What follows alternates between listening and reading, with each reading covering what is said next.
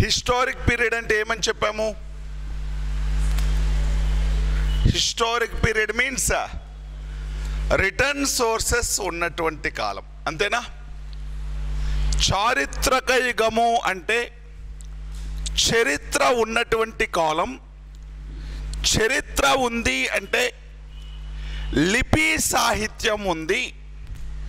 లిపి సాహిత్యం ఉంది అంటే రిటర్న్ సోర్సెస్ ఉన్నటువంటి కాలం. మరి రిటర్న్ సోర్సెస్ లేనటువంటి కాలాన్ని ప్రీ హిస్టారిక్ పీరియడ్ అని పిలిచాం. రిటర్న్ సోర్సెస్ లేనటువంటి కాలాన్ని, లిఖితపూర్వకమైనటువంటి ఆధారాలు లేనటువంటి కాలాన్ని ప్రీ హిస్టారిక్ పీరియడ్ అని పిలిచాం. ప్రీ హిస్టారిక్ పీరియడ్ చారిత్రక పూర్వయుగము. మరి ఈ ప్రీ హిస్టారిక్ పీరియడ్ అనేటువంటి దాన్ని ఎలా డివైడ్ చేయవచ్చు అంటే, మనిషి ఉపయోగించినటువంటి పరికరాల ఆధారంగా, అంటే ఇన్స్ట్రుమెంట్స్ని బేస్ చేసుకుని, థింగ్స్ని బేస్ చేసుకుని, మనిషి ఉపయోగించినటువంటి థింగ్స్ని బేస్ చేసుకుని, వస్తువులను ఉపయోగించుకొని ప్రాచీన శిలాయుగం palaeolithic period, palaeolithic period, mesolithic period or microlithic period సూక్ష్మ శిలాయుగము.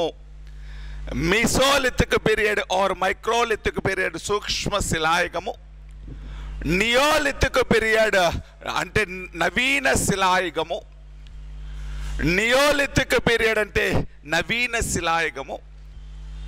చాల్కోలిథిక్ పీరియడ్ అంటే తామ్ర శిలాయుగము. చాల్కోలిథిక్ పీరియడ్ అంటే తామ్ర శిలాయుగము. ఇలాగా మనిషి ఉపయోగించినటువంటి పరికరాలను ఆధారంగా చేసుకుని, ఇన్స్ట్రుమెంట్స్ని బేస్ చేసుకుని ప్రీ హిస్టారిక్ పీరియడ్ అనేటువంటి దాన్ని, ప్రీ హిస్టారిక్ పీరియడ్ అనేటువంటి దాన్ని, చారిత్రక పూర్వయుగాన్ని palaeolithic period, microlithic period, neolithic period, chalcolithic period ఇలా డివైడ్ చేయడం జరుగుతుంది. ఇలా డివైడ్ చేస్తాం. ఈ డివిజన్తో పాటు స్పెసిఫిక్గా ఏపీకి సంబంధించి, దక్షిణ భారతదేశానికి సంబంధించి, ముఖ్యంగా ఆంధ్ర ప్రాంతానికి సంబంధించి ఈ డివిజన్తో పాటు అంటే ప్రత్యేకంగా దక్షిణ భారతదేశానికి సంబంధించి ప్రత్యేకంగా ఆంధ్ర ప్రాంత హిస్టరీ అనేటువంటిది తెలుసుకోవడానికి సంబంధించి కొత్తగా ఇంకొక డివిజన్ ఉంది. అదే మెగాలిథిక్ పీరియడ్, బృహత్ శిలాయుగం. దక్షిణ భారతదేశంలో ఈ చరిత్రను తెలుసుకోవడానికి ఇంకొక ప్రత్యేకమైనటువంటి డివిజన్ కూడా ఉంది, బృహత్ శిలాయుగం.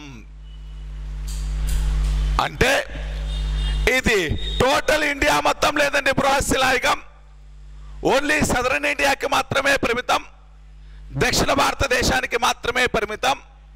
దక్షిణ భారతదేశంలో కూడా ఆంధ్ర ప్రాంతానికి ప్రత్యేకంగా, అంటే సదరన్ ఇండియాలో మొత్తం ఉంటుంది, తమిళనాడు, కర్ణాటక, ఆంధ్ర, తెలంగాణ ప్రాంతాల్లో ఉంటుంది. ఇలా దక్షిణ భారతదేశంలో ప్రత్యేకంగా ఇంకొక డివిజన్ ఉంది, అది మెగాలిథిక్ పీరియడ్, బృహత్ శిలాయుగం. ఇలా ఈ pre historic period of AP గురించి అబ్జర్వ్ చేయడాన్ని 4 విధాలుగా, 4 దశలుగా, 4 స్టేజ్లుగా డివైడ్ చేయవచ్చు. ప్రాచీన శిలాయుగం, మధ్య శిలాయుగం, నవీన శిలాయుగం, అదేవిధంగా తామ్ర శిలాయుగం. దీనితో పాటు ఓన్లీ సదరన్ ఇండియాకి మాత్రమే పరిమితమైనటువంటి బృహత్ శిలాయుగం. ఒక్కొక్క దాని గురించి రాసుకుందాం, ఒక్కొక్క దాని గురించి నేర్చుకుందాం. ఫస్ట్ హెడ్డింగ్ పెట్టుకుందాం, పేలియోలిథిక్ పీరియడ్, ప్రాచీన శిలాయుగం.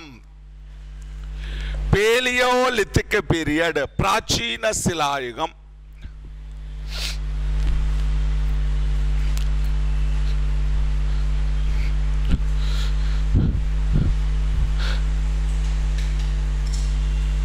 మనం ఇండియన్ హిస్టరీలో నేర్చుకొని ఉంటాం. ప్రాచీన శిలాయుగం టైం పీరియడ్ చెప్పండి. నేర్చుకున్నాం కదా, ఫస్ట్ టాపిక్ ఇదే చెప్పింటాను. ప్రాచీన శిలాయుగం అప్ టు 10,000 వరకు, అప్ టు 10,000 BC. అంటే భూమి యొక్క సరాసరి వయస్సు ఎంత? 4 బిలియన్ల సంవత్సరాలు, 400 కోట్ల సంవత్సరాలు. భూమి యొక్క సరాసరి వయస్సు ఎంత అండి? అంటే యావరేజ్ దాని ఏజ్ ఎంత అంటే 4 బిలియన్ ఇయర్స్, 400 కోట్ల సంవత్సరాలు. మరి ఈ భూమి అనేటువంటిది ఆవిర్భవించిన వెంటనే దీనిపైన లైఫ్ అనేటువంటిది వచ్చిందా? జీవం పుట్టుక వచ్చిందా? రాలేదు. ఎందుకని అంటే భూమి అనేటువంటిది ఆవిర్భవించింది అనేటువంటి దానికి, ఎలా ఆవిర్భవించింది అనేటువంటి దానికి సంబంధించి చాలా మంది చాలా థియరీస్ చెప్పినప్పటికీ వాటిల్లో జార్జస్ అబ్బే లిమిటియర్ అనేటువంటి వ్యక్తి చెప్పినటువంటి బిగ్ బ్యాంగ్ థియరీ, విస్ఫోటన సిద్ధాంతం అనేటువంటిది, explosion theory, big bang theory అనేటువంటిది మెజారిటీ ప్రజలు యాక్సెప్ట్ చేయడం జరిగింది, మెజారిటీ హిస్టారియన్స్ యాక్సెప్ట్ చేయడం జరిగింది. అంటే భూమి ఎలా ఏర్పడింది అనేటువంటి దానికి సంబంధించి ఒక పెద్ద విస్ఫోటనం అనేటువంటిది, ఒక పెద్ద ఎక్స్ప్లోజన్ అనేటువంటిది జరిగి, ఒక పెద్ద ఎక్స్ప్లోజన్ అనేటువంటిది జరిగి విశ్వం ఆవిర్భవించింది. చిన్న చిన్న ముక్కలుగా డివైడ్ అయిపోయింది. సముద్రాలు, మహాసముద్రాలు, ఖండాలు అనేటువంటివి తర్వాత కాలంలో ఏర్పడినవి. ఒక పెద్ద విస్ఫోటనం ద్వారా ఈ భూమి అనేటువంటిది ఏర్పడినప్పుడు భూమిపైన విపరీతమైనటువంటి టెంపరేచర్ అనేటువంటిది ఉండేది. ఈ విపరీతమైనటువంటి టెంపరేచర్ని యాక్సెప్ట్ చేయలేవు, భరించలేవు. అందుకే లైఫ్ అనేటువంటిది ఇనీషియల్ డేస్లో లేదు. కాలక్రమేణా తర్వాత కొన్ని వందల సంవత్సరాలు, వేల సంవత్సరాలు, లక్షల సంవత్సరాలు కంటిన్యూ అయ్యే కొద్దీ ఈ భూమిపైన టెంపరేచర్ అనేటువంటిది క్రమానుగతంగా తగ్గి, ఉష్ణం అనేటువంటిది క్రమానుగతంగా తగ్గి, ఆ టెంపరేచర్ అనేటువంటిది క్రమానుగతంగా తగ్గడంతో చిన్న చిన్న ఫస్ట్ ఇనీషియల్ డేస్లో ఏకకణ జీవులు, సింగిల్ సెల్ ఆర్గానిజమ్స్ అనేటువంటివి, ప్రోటోజోవన్ల లాంటివి ఏర్పడ్డాయి. వీటి తర్వాత ఆంఫీబియన్స్ అనేటువంటివి ఏర్పడ్డాయి, ఉభయచర జీవులు అనేటువంటివి ఏర్పడ్డాయి. వీటి తర్వాత సరీసృపాలు, రెప్టైల్స్ అనేటువంటివి ఏర్పడ్డాయి. పాకే జీవులు, రెప్టైల్స్ అనేటువంటివి ఏర్పడ్డాయి. వీటి తర్వాత మ్యామల్స్, క్షీరదాలు, అంటే మ్యామల్స్లో కూడా కాదు, క్షీరదాల్లో చిన్న సైజు క్షీరదాలు, మనిషి లాంటివి ఏర్పడ్డాయి. వీటి తర్వాత పెద్ద క్షీరదమైనటువంటి ఏనుగులు లాంటివి ఏర్పడ్డాయి, మ్యామల్స్ లాంటి జీవులు ఏర్పడ్డాయి. ఇలా జీవి యొక్క డెవలప్మెంట్ అనేటువంటిది అన్నీ ఒకేసారి ఏర్పడలేదు. లైఫ్ అంతా కూడా ఒకేసారి రాలేదు. చిన్న చిన్న స్టేజ్ల వైజ్గా వచ్చింది.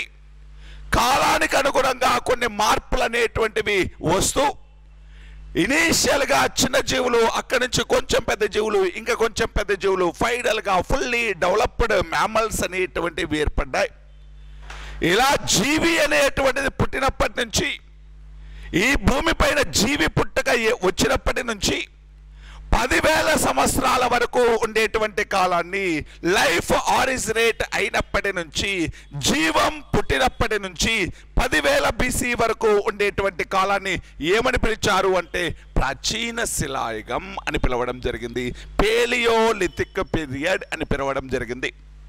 మరి ఈ ప్రాచీన శిలాయుగంలో మనిషి అనేటువంటి వాడు ఎలా నివసించాడు, అతడు ఎటువంటి సిచ్యువేషన్స్ను ఫేస్ చేశాడు? ప్రాచీన శిలాయుగానికి సంబంధించి మీరు అన్నీ కూడా ఇండియన్ హిస్టరీలో రాసుకుని ఉంటారు. వినండి ఒకసారి. ఏపీకి మాత్రమే స్పెసిఫిక్గా వచ్చినవి రాసుకుందాం. ప్రాచీన శిలాయుగానికి సంబంధించి పేలియోలిథిక్ పీరియడ్ అని ఎందుకు పిలిచాము అంటే, ఈ కాలంలో మనిషి ఒక యానిమల్ లాగా లైఫ్ని లీడ్ చేయడం జరిగింది, ఒక జంతువులాగా లైఫ్ని లీడ్ చేయడం జరిగింది. 4 కాళ్ళ జంతువులాగా, అప్పటికి ఇంకా హ్యాండ్స్ అనేటువంటివి యూజ్ చేయడం తెలియదు, హ్యాండ్స్ని కూడా లెగ్స్ లాగే యూజ్ చేస్తూ ఉన్నాడు. ఒక 4 కాళ్ళ జంతువులాగే మనిషి జీవించడం స్టార్ట్ చేశాడు. ఈ కాలం మనిషి అంటే కొంచెం తర్వాత కాలంలో ఈ రెండు లెగ్స్ని తన యొక్క అవసరాల కోసం ఉపయోగించుకోవడం స్టార్ట్ చేశాడు, చేతులలాగా ఉపయోగించడం స్టార్ట్ చేశాడు.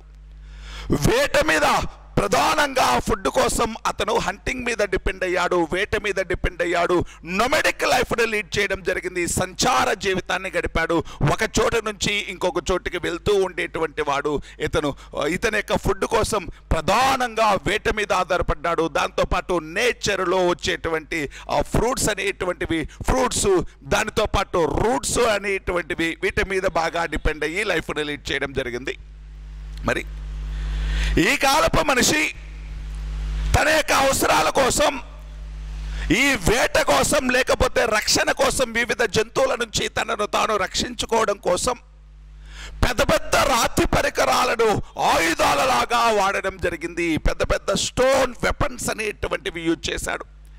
హ్యాండ్ యాక్సెస్ లాంటివి, అంటే చేతి గొడ్డలు లాంటివి, దాంతోపాటు బ్లేడ్ లాంటివి, బ్యూరిన్స్ లాంటివి, ఫ్లేక్స్ లాంటివి, పెచ్చులు అని పిలుస్తాం. ఇలా చేతి గొడ్డళ్ళు, హ్యాండ్ యాక్సెస్, బ్లేడ్లు, లేకపోతే బ్యూరిన్లు, లేకపోతే ఫ్లేక్స్, ఇటువంటి రాతి పరికరాలను ఉపయోగించడం జరిగింది. గొడ్డలి అంటే ఏదో ఐరన్తో కాదు, ఐరన్ ఇంకా తెలియదు వాళ్ళకి, వాళ్ళు ఏమీ తెలియని, లోహాలు ఏమీ తెలియని స్టేజ్లో ఒక రాయినే గొడ్డల్లాగా, పదునైనటువంటి షార్ప్గా ఉన్నటువంటి రాయిని గొడ్డల్లాగా వాడారు.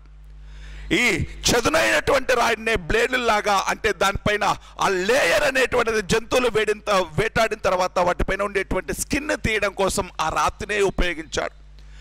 బ్యూరిన్లు అనేటువంటివి ఏంటి అంటే, బ్యూరిన్లు అనేటువంటివి ఒక బాణం చూస్తే బాణం చివర ఒక యారో మార్కు లాగా ఉంటుంది, అవి బ్యూరిన్లు అంటే. అటువంటి పదునైన బ్యూరిన్లు అనేటువంటివి కూడా రాతితో తయారు చేసినవే ఉపయోగించాడు. అంటే అతడు రాతితో తయారు చేసినటువంటి పరికరాలను తన యొక్క అవసరాలకు ఉపయోగించుకున్నాడు. పెద్దగా వాటిని అంటే బాగా డెవలప్ చేసి షార్ప్గా వాడుకోవడం, లేకపోతే వాటి యొక్క సైజును తగ్గించుకోవడం, ఇవి అంత నాలెడ్జ్ రాలా. అవి ప్రకృతిలో, నేచర్లో ఎలాగైతే అవైలబిలిటీలో ఉన్నాయో అదే విధంగా ఉపయోగించుకున్నాడు ఈ ప్రాచీన శిలాయుగపు మనిషి. మరి ఈ శిలాయుగంలో పెద్ద పెద్ద పరికరాలు, పెద్ద పెద్ద రాతి పరికరాలు అనేటువంటివి, లార్జ్ స్టోన్ వెపన్స్ అనేటువంటివి, లార్జ్ స్టోన్ ఇన్స్ట్రుమెంట్స్ అనేటువంటివి ఉపయోగించాడు. ప్రాచీన శిలాయుగపు మనిషి అనేటువంటి వాడు పెద్ద పెద్ద రాతి పరికరాలు ఉపయోగించాడు. ఇతని యొక్క ప్రధానమైనటువంటి ఆక్యుపేషన్ ఏంటి అంటే హంటింగ్. ప్రధానమైనటువంటి ఆక్యుపేషన్ ఇతనిది వేట. మరి ఈ ప్రాచీన శిలాయుగపు మనిషి పెద్ద పెద్ద రాతి పరికరాలు ఉపయోగించాడు. ఏ రాతితో తయారు చేసినటువంటి పరికరాలు అంటే క్వార్ట్జైట్ రాయి, క్వార్ట్జైట్ స్ఫటిక శిల, క్వార్ట్జైట్ స్టోన్, స్ఫటిక శిలతో తయారు చేసినటువంటి పరికరాలని ఉపయోగించడం జరిగింది. క్వార్ట్జైట్ స్టోన్తో తయారు చేసినటువంటి పరికరాలని ఉపయోగించడం జరిగింది. మరి ఈ ప్రాచీన శిలాయుగంలో అప్ టు 10,000 BC వరకు మనిషి యొక్క డెవలప్మెంట్ అనేటువంటిది చాలా స్లోగా జరిగింది. చాలా అంటే స్లోగా జరిగింది, నిదానంగా జరిగింది. Because of in this period human beings lived in a పీరియడ్లో జీవించాడు? ప్లీస్టోసీన్ ఎరా. ఏ యుగంలో జీవించాడండి ప్రాచీన శిలాయుగపు మనిషి? ప్లీస్టోసీన్ ఎరా. ప్లీస్టోసీన్ యుగము అంటే ఐస్ పీరియడ్, మంచు యుగంలో జీవించడం జరిగింది. ప్లీస్టోసీన్ ఎరా అంటే మంచు యుగంలో నివసించడం జరిగింది.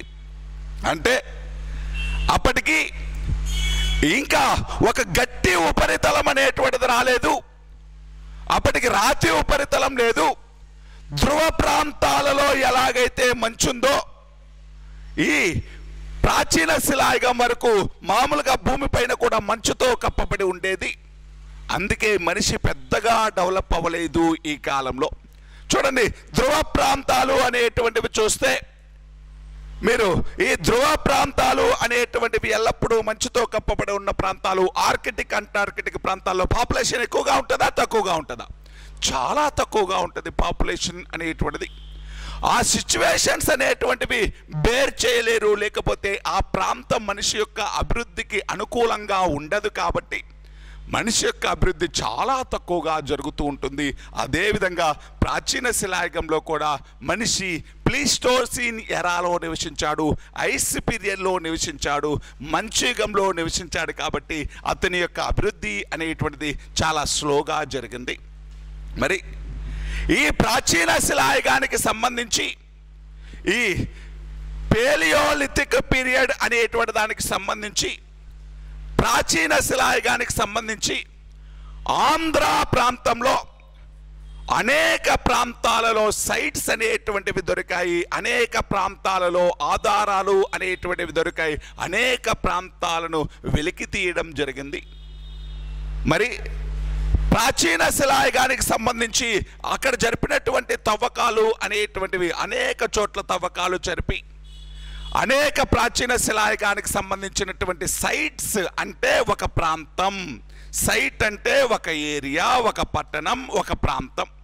మరి అనేక సైట్స్ని బయటకు తీసినప్పుడు ఈ ప్రాచీన శిలాయుగానికి సంబంధించినటువంటి ఎక్కువ ఆధారాలు అనేటువంటివి ఎక్కడ దొరికాయి అంటే బిల్లసర్గం అనేటువంటి సైట్లో, ఆంధ్రప్రదేశ్లోని బిల్లసర్గం ప్రాచీన శిలాయుగానికి సంబంధించి పేలియోలిథిక్ పీరియడ్కు సంబంధించి ఎక్కువ ఆధారాలు దొరికినటువంటివి, ఎక్కువ సోర్సెస్ దొరికినటువంటి సైట్ ఏంటి అంటే బిల్లసర్గం.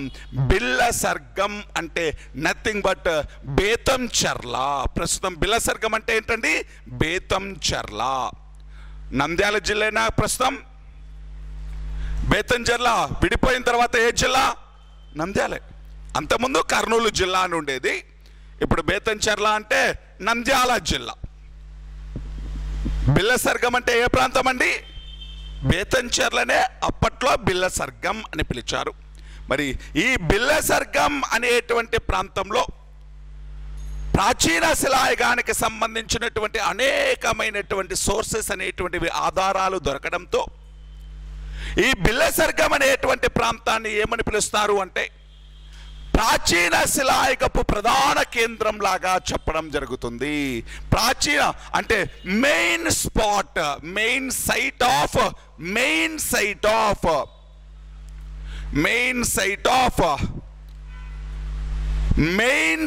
ఆఫ్ యాన్షియంట్ అంటే పేలియోలిథిక్ పీరియడ్, ప్రాచీన శిలాయుగానికి సంబంధించినటువంటి ప్రధాన కేంద్రం లాగా బిల్లసర్గం అనేటువంటి దానిని చెప్పడం జరుగుతుంది.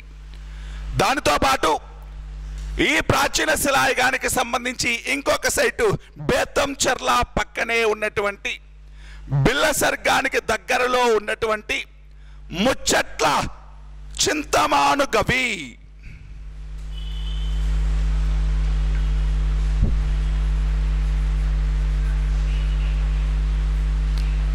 ముచ్చట్ల చింతమానుగవి బేతంచెర్ల పక్కనే ఉండేటువంటి ప్రాంతం. ఈ ముచ్చట్ల చింతమానుగవి అనేటువంటి ప్రాంతం, ఈ ముచ్చట్ల చింతమానుగవి అనేటువంటి ప్రాంతం దేనికి ఫేమస్ అంటే భారతదేశంలోనే మొదటిసారిగా బోన్ మేడ్ ఆర్టికల్స్, ఎముకలతో తయారు చేసిన పనిముట్లు దొరికాయి. భారతదేశంలోనే మొదటిసారిగా బోన్ మేడ్ ఆర్టికల్స్, ఎముకలతో తయారు చేసినటువంటి పనిముట్లు దొరికాయి. ఇప్పుడైనా చాలాసార్లు అడుగుతూ ఉంటాడండి, ప్రాచీన శిలాయుగానికి సంబంధించినటువంటి ప్రధాన కేంద్రం ఏంటి అంటే బిల్లసర్గం. అదేవిధంగా భారతదేశంలో మొదటిసారిగా ఎముకలతో తయారు చేసినటువంటి పనిముట్లు ఎక్కడ దొరికాయి అంటే ముచ్చట్ల చింతమానుగవి. ముచ్చట్ల చింతమానుగవి ఏ డిస్ట్రిక్ట్? నంద్యాల జిల్లా, బేతంచెర్ల పక్కన ఉన్నటువంటి ముచ్చట్ల చింతమానుగవి అనేటువంటి ప్రాంతంలో, ముచ్చట్ల చింతమానుగవి అనేటువంటి ప్రాంతంలో ఎముకలతో తయారు చేసినటువంటి పనిముట్లు అనేటువంటివి, బోన్ మేడ్ ఇన్స్ట్రుమెంట్స్ అనేటువంటివి లభించడం జరిగింది. ఇప్పుడు చూడండి, రాబర్ట్ బ్రూస్ఫుట్ అనేటువంటి వ్యక్తి, రాబర్ట్ బ్రూస్ఫుట్ మనకు పరిచయం ఉంది ఈయనతోటి. ఉందా లేదా? రాబర్ట్ బ్రూస్ఫుట్ తోటి ఎలా పరిచయం మనకి? ఇండియన్ హిస్టరీ చెప్పేటప్పుడు ఆయన్ని పరిచయం చేసుకున్నాం. ఎలా పరిచయం చేసుకున్నాం? హీఈస్ ది ఫాదర్ ఆఫ్ ఏమని చెప్పాను? ప్రీ హిస్టారిక్ పీరియడ్, చారిత్రక పూర్వయుగ పితామహుడు ఎవరండి? ప్రీ హిస్టారిక్ పీరియడ్కి ఫాదర్ లాగా ఎవరిని చెప్తాం? రాబర్ట్ బ్రూస్ఫుట్. ఎందుకని?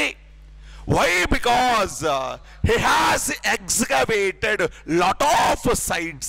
అంటే చాలా ప్రాంతాలను వెలికి తీసినటువంటి వ్యక్తి, చాలా చోట్ల తవ్వకాలు జరిపినటువంటి వ్యక్తి, అనేక ఆధారాలు, చారిత్రక పూర్వయుగానికి సంబంధించి అనేక ఆధారాలు తీసినటువంటి వ్యక్తి ఎవరు అంటే రాబర్ట్ బ్రూస్ఫుట్. అందుకే రాబర్ట్ బ్రూస్ఫుట్ ని ఏమని పిలిచాం? Father of prehistoric period, చారిత్రక పూర్వయుగ పితామహుడు అని పిలిచాం. చారిత్రక పూర్వయుగ పితామహుడు ఎవరు అంటే రాబర్ట్ బ్రూస్ఫుట్ అనేటువంటి వ్యక్తి. ఇతడు ఎక్స్కవేట్ చేసిన, ఇతడు తవ్వకాల ద్వారా బయటకు తీసినటువంటి మెయిన్ సైట్ ఏంటి అంటే పల్లవరము. ఇతను వెలికి తీసినటువంటి సైట్ ఏంటి అంటే పల్లవరము. రాబర్ట్ బ్రూస్ఫుట్ అనేటువంటి వ్యక్తి ఎక్స్కవేట్ చేసినటువంటి మెయిన్ సైట్ ఏంటి అంటే పల్లవరము అనేటువంటిది. పల్లవరము అంటే ప్రజెంట్ మద్రాస్. పల్లవరము అంటే మద్రాస్. ఓకేనా? రాబర్ట్ బ్రూస్ఫుట్. ఈ రాబర్ట్ బ్రూస్ఫుట్ అనేటువంటి వ్యక్తి ఆంధ్ర ప్రాంతంలో కూడా అనేక తవ్వకాలు జరిపి అనేక సైట్స్ని వెలికి తీసినటువంటి వ్యక్తి. ప్రధానంగా రాబర్ట్ బ్రూస్ఫుట్ బిల్లసర్గం ప్రాంతంలో కూడా ఎక్స్కవేషన్స్ చేశాడు. బిల్లసర్గం ప్రాంతంలో కూడా తవ్వకాలు చేపట్టాడు. ఈ రాబర్ట్ బ్రూస్ఫుట్ అనేటువంటి వ్యక్తి గుంటూరుకు దగ్గరగా ఉన్నటువంటి వడ్లమాను అనేటువంటి ప్రాంతంలో ఒక స్టోన్తో తయారు చేసినటువంటి హ్యాండ్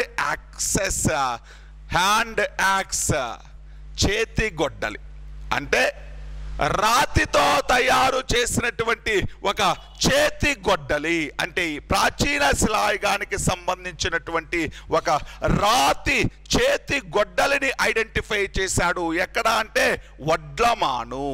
ఎక్కడ వడ్లమాను అంటే? వడ్లమాను అంటే గుంటూరు దగ్గర వడ్డేమాను కొండ. ఇనీషియల్లీ వడ్డేమాను కొండ ప్రస్తుతం వర్ధమానపురము, అమరావతి పక్కనే ఉంటుంది. మీకు వడ్డేమాను కొండ, వర్ధమానపురము ఎక్కడ చెప్పింటాను? ఇండియన్ హిస్టరీలో అశోకుడు యొక్క మనవడు వచ్చినప్పుడు, సంప్రతి అనేటువంటి వ్యక్తి వచ్చినప్పుడు, సంప్రతిని జైన అశోక అని పిలిచాము అని చెప్పినప్పుడు, సంప్రతి అనేటువంటి వ్యక్తి వడ్డేమాను కొండపై ఒక విహారం నిర్మించాడు, సంప్రతి విహారం నిర్మించాడు అని చెప్పింటాను. ఆ వడ్డేమాను కొండే వడ్లమాను అనేటువంటి ప్రాంతం. ఆ వడ్డేమాను కొండే వడ్లమాను అనేటువంటి ప్రాంతం, దానిని ప్రస్తుతం ఏమని పిలుస్తున్నాం? వర్ధమానపురం, నియర్ అమరావతి అని పెట్టుకోండి. నియర్ అమరావతి. ఒక్కసారి మళ్ళీ చెప్తాను చూడండి. యాన్షియంట్ హిస్టరీకి సంబంధించి, ఏపీ యొక్క ప్రీ హిస్టారిక్ పీరియడ్కి సంబంధించి చెప్తున్నాను. ప్రీ హిస్టారిక్ పీరియడ్కి సంబంధించి చెప్తూ, ప్రీ హిస్టారిక్ పీరియడ్ని ప్రాచీన శిలాయుగం, మధ్య శిలాయుగం, నవీన శిలాయుగం, తామ్ర శిలాయుగం అనేటువంటి 4 కేటగిరీలుగా భారతదేశం అంతా డివైడ్ చేస్తూ, ఎక్స్ట్రాగా ఈ దక్షిణ భారతదేశంలో ఇంకొక డివిజన్ ఉంది, అది బృహత్ శిలాయుగం, మెగాలిథిక్ పీరియడ్ అనేటువంటిది ఉంది అని చెప్తూ, ఈ ప్రాచీన శిలాయుగం అంటే అప్ టు భూమిపైన జీవం పుట్టినప్పటి నుంచి 10,000 వరకు ఉండేటువంటి కాలాన్ని ప్రాచీన శిలాయుగం అని పిలిచారు. ఈ కాలంలో మనిషి పెద్ద పెద్ద రాతి పరికరాలను ఉపయోగించాడు. సృష్టిలో ఏ రూపంలో దొరికితే పరికరాలు అలాగే ఉపయోగించడం జరిగింది. పెద్దగా తెలివి అనేటువంటిది లేదు, నాలెడ్జ్ అనేటువంటిది లేదు. ముఖ్యంగా వేటపైన ఆధారపడ్డాడు. సృష్టిలో దొరికేటువంటి వివిధ రకాలైనటువంటి ఆకులు, చెట్లు, పండ్లు, లేకపోతే దుంపలు, వేర్లు, లేకపోతే ఈ జంతువుల యొక్క మాంసాన్ని ఉపయోగించి బ్రతికడం నేర్చుకున్నాడు. ఎవరు అంటే ప్రాచీన శిలాయుగపు మనిషి. మరి ఈ ప్రాచీన శిలాయుగానికి సంబంధించి ఎక్కువ సైట్స్ను బయటికి తీసింది, లేకపోతే చారిత్రక పూర్వయుగానికి సంబంధించి ఎక్కువ ప్రాంతాలు వెలికి తీసినటువంటి వ్యక్తి రాబర్ట్ బ్రూస్ఫుట్. కాబట్టి రాబర్ట్ బ్రూస్ఫుట్ని ఈ ప్రీ హిస్టారిక్ పీరియడ్కి ఫాదర్ లాగా చెప్పడం జరుగుతుంది. ఆయన బయటకు తీసినటువంటి ప్రధానమైన సైట్ పల్లవరం. పల్లవరం అంటే మద్రాసు. ఈ రాబర్ట్ బ్రూస్ఫుట్ అనేటువంటి వ్యక్తి ఆంధ్ర ప్రాంతంలో కూడా అనేక చోట్ల తవ్వకాలు జరిపాడు. ముఖ్యంగా బిల్లసర్గం ప్రాంతంలో తవ్వకాలు జరిపాడు. దానితో పాటు ఈ వడ్డేమానుకొండ లేకపోతే వర్ధమానపురం అనేటువంటి ప్రాంతంలో ఒక రాతితో చేసినటువంటి చేతి గొడ్డలిని కూడా కనుగొన్నటువంటి వ్యక్తి, ఐడెంటిఫై చేసినటువంటి వ్యక్తి రాబర్ట్ బ్రూస్ఫుట్. మరి దాంతోపాటు ప్రీ హిస్టారిక్ పీరియడ్కి సంబంధించి ఆంధ్రాలో ప్రముఖమైనటువంటి సైట్ ఏంటి అంటే బిల్లసర్గం. బిల్లసర్గం అంటే ప్రస్తుతం బేతంచెర్ల. ఈ బిల్లసర్గం అనేటువంటి ప్రాంతంలో ప్రాచీన శిలాయుగానికి సంబంధించి అనేక ఆధారాలు దొరకడంతో ప్రాచీన శిలాయుగపు హెడ్ క్వార్టర్ లాగా, ప్రధాన కేంద్రం లాగా బిల్లసర్గంని చెప్పడం జరుగుతుంది.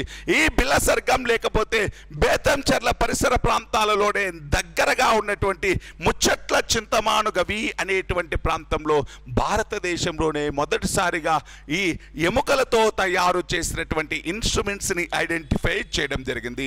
ఎముకలతో తయారు చేసినటువంటి పనిముట్లని ఐడెంటిఫై చేయడం జరిగింది. ఇక్కడే అంటే ఈ ప్రాంతాలతో పాటు ఇంకా ప్రాచీన శిలాయుగానికి సంబంధించి ఎక్కడెక్కడ సోర్సెస్ దొరికాయి అంటే రాయచోటి, కడప, నాగార్జునకొండ, రాయచోటి, కడప, నాగార్జునకొండ, దానితో పాటు పెన్నా నది పరివాహక ప్రాంతం, నెల్లూరు దగ్గర ఉండేటువంటి పెన్నా నది పరివాహక ప్రాంతం. దాదాపు ఆంధ్ర ప్రాంతమంతా ప్రాచీన శిలాయుగానికి సంబంధించినటువంటి సోర్సెస్ దొరికాయి. దాదాపు ఆంధ్ర ప్రాంతమంతా ప్రాచీన శిలాయుగానికి సంబంధించి పేలియోలిథిక్ పీరియడ్కి సంబంధించినటువంటి sources Rayachoti, Kadapa, Nagarjunakonda, Penna river basin ఇక్కడ ఇవన్నీ కూడా ప్రాచీన శిలాయుగానికి సంబంధించినటువంటి సోర్సెస్ దొరికినటువంటి ప్రాంతం. నెక్స్ట్ది పేలియోలిథిక్ పీరియడ్ అనేటువంటిది అయిపోయింది. Next microlithic period. చిన్న సైడ్ ఎడిటింగ్ పెట్టుకుందాం. మైక్రోలిథిక్ పీరియడ్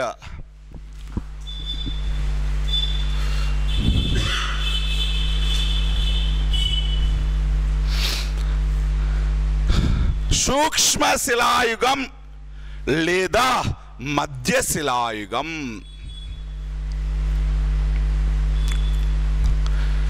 సూక్ష్మ శిలాయుగం లేదా మధ్య శిలాయుగం, microlithic period or mesolithic period. సూక్ష్మ శిలాయుగం లేదా మధ్య శిలాయుగం 10,000 BC to 5,000 BC. 10,000 BC to 5,000 BC. ఇవన్నీ అప్రాక్సిమేట్ ఇయర్సే. మీరేమి అక్కరేట్ ఇయర్స్ అని ఏమి గుర్తుపెట్టుకోవాల్సిన అవసరంలా. రాసేటప్పుడు ఒక 1000 సంవత్సరాలు అటు ఇటు అయినా ఏం కాదు. ఓకేనా? కొన్ని బుక్కుల్లో ఒకలా ఉంది, మీరు చెప్పేది ఒకలా ఉంది, మీరేమీ కన్ఫ్యూజ్ అవ్వాల్సిన అవసరం లేదు. అప్రాక్సిమేట్ ఇవర్సే ఇవన్నీ కూడా. ఏదో ఒకటి నేర్చుకోండి చాలు. ఎగ్జామ్లో ఖచ్చితంగా ప్రాచీన శిలాయుగం అంటే ఎక్కడి నుంచి ఎక్కడి వరకు క్వశ్చన్ కాదు, రాదు కూడా అటువంటి క్వశ్చన్. మనకి ఒక ఐడియా కోసం డివైడ్ చేసుకుంటున్నాం అంతే. ఒక్కొక్కరు ఒక్కొక్కలాగా డివైడ్ చేసింటారు. అందుకని అన్ని బుక్కుల్లో ఈక్వల్గా ఉండవు ఇవన్నీ కూడా. మీరు ఏదో ఒకదానికి బౌండ్ అయి ఉండండి, ఏదో ఒకదానికి ఫిక్స్ అయి ఉండండి. 10,000 నుంచి 5,000 వరకు ఉండేటువంటి దాన్ని సూక్ష్మ శిలాయుగము. ఈ యుగంలో కూడా స్టోన్ ఎక్విప్మెంట్సే వాడడం జరిగింది, రాతి పరికరాలే ఉపయోగించాడు. కాకపోతే ఈ రాతి పరికరాలు అనేటువంటివి సైజులని డిక్రీజ్ చేయడం జరిగింది. డిమినిష్ ది సైజెస్ అంటే వాటి యొక్క సైజులను తగ్గించాడు. చిన్న చిన్న రాతి పరికరాలని మైక్రోలిథిక్ ఇన్స్ట్రుమెంట్స్ను ఉపయోగించడం జరిగింది. చిన్న చిన్న రాతి పరికరాలను ఉపయోగించాడు. అంటే అంతకుముందు ప్రకృతిలో ఎలా దొరికితే